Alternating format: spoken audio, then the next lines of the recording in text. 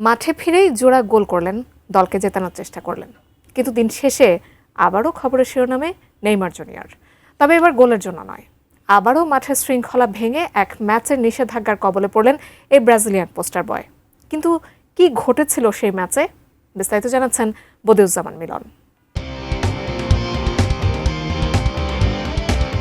গত ২৫ জুলাই চ্যাপেকোয়েন্সের বিপক্ষে সান্তোসের হয়ে মাঠে নেমেছিলেন নেইমার।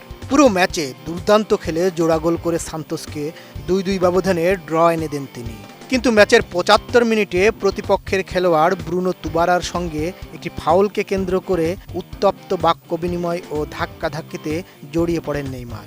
পরিস্থিতি নিয়ন্ত্রণে রেফারি তাকে হলুদ কার্ড দেখাতে বাধ্য হন।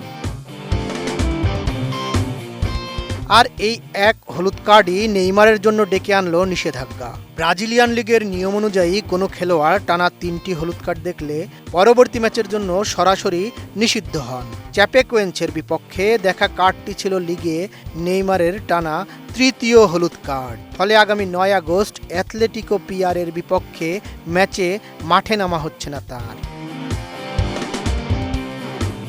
নোভা এলইডি টিভি, ঝকঝকে ছবি, নিখুঁত শব্দ, ৫ বছরের ওয়ারেন্টি। নোভা মানে সঠিক মান, নিশ্চিত সেবা।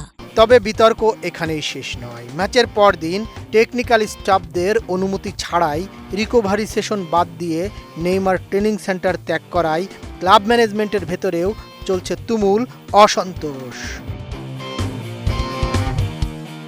পারফরম্যান্স আর বিতর্ক নেইমারের ক্যারিয়ারে এই দুটি বিষয় যেন সবসময়ই হাত ধরাধরি করে চলে।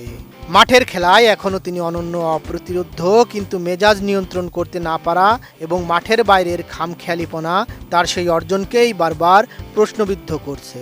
সান্তোসকে যদি লিগের শীর্ষ লড়াইয়ে টিকে থাকতে হয়, তবে শুধু নেইমারের পায়ের জাদু নয়, মাঠে ও মাঠের বাইরে তার দায়িত্বশীল আচরণও এখন সময়ের সবচেয়ে বড় দাবি। বদিউজ্জামান মিলন, এটিএন নিউজ।